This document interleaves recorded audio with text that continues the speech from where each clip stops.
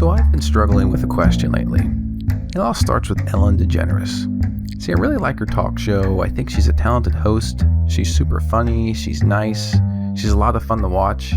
I think she's all around just a neat person. In fact, she's exactly the type of person I would love to have as a close friend or family member. Or at the very least, I'd like to have her for a next-door neighbor. As most people know, Ellen's also very open about being a lesbian, and she's been married for 4 years now to another woman. Ellen calls these years the happiest years of her life.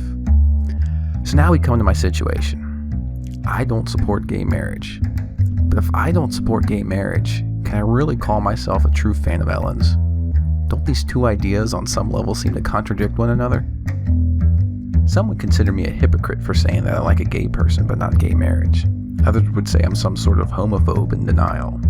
Still others would go even further and call me a bigot or a kind of racist. That's certainly not who I want to be. Are my views of marriage just too old-fashioned and outdated? Should I just get in step with the modern times? To try and answer these questions, let's take a look at the two common arguments that are used to support same-sex marriage. I like to call these arguments the marriage equations. The first equation is the equality equation, and it says that the marriage of a man and a woman is equal to the marriage of a man and a man, which is equal to the marriage of a woman and a woman. So is this true? Let's start by looking at this side of the equation, which says that men equal women. Now, in terms of the workplace and society at large, everyone agrees that men and women should be treated equally. However, this doesn't take away from the fact that there are obvious differences between the two genders.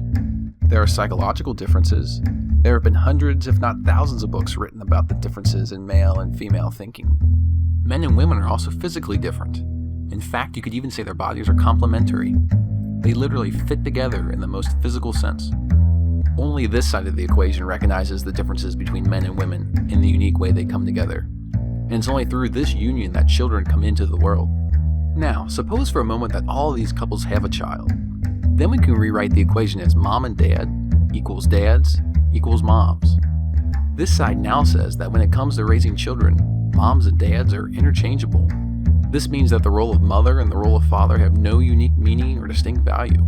If everything is equal, then the child needing both a mother and a father in their lives is irrelevant. But this simply isn't true.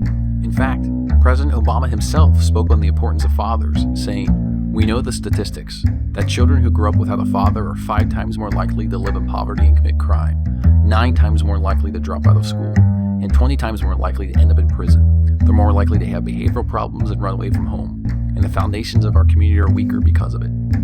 We can't have statistics that insist fathers and mothers are essential, and at the same time create laws which say fathers and mothers are optional. It just doesn't add up. The second equation for supporting gay marriage is the love equation, and it says that marriage equals the love shared between two people. All you need is love.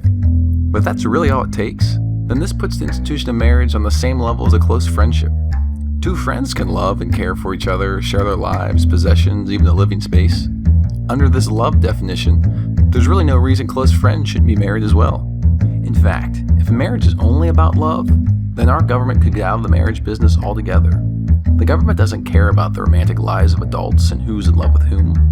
The reason government needs to be in the marriage business is because of what happens when a man and woman come together. They produce children. Our society needs children, and children need on average 18 years of intense care to become productive members in society. The least restrictive and intrusive way for government to ensure children receive this care is to encourage mothers and fathers to stay together and raise their kids. Under this love equation, the focus of marriage is solely on the desires of adults instead of the needs of children and the family life that best serves them. For example, why are there 2 hearts? The number 2 only makes sense when marriage is defined in terms of a man and woman, since it takes these 2 to create and raise a child.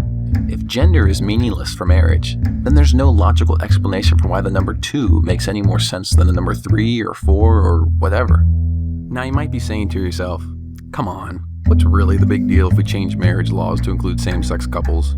How is that hurting anybody?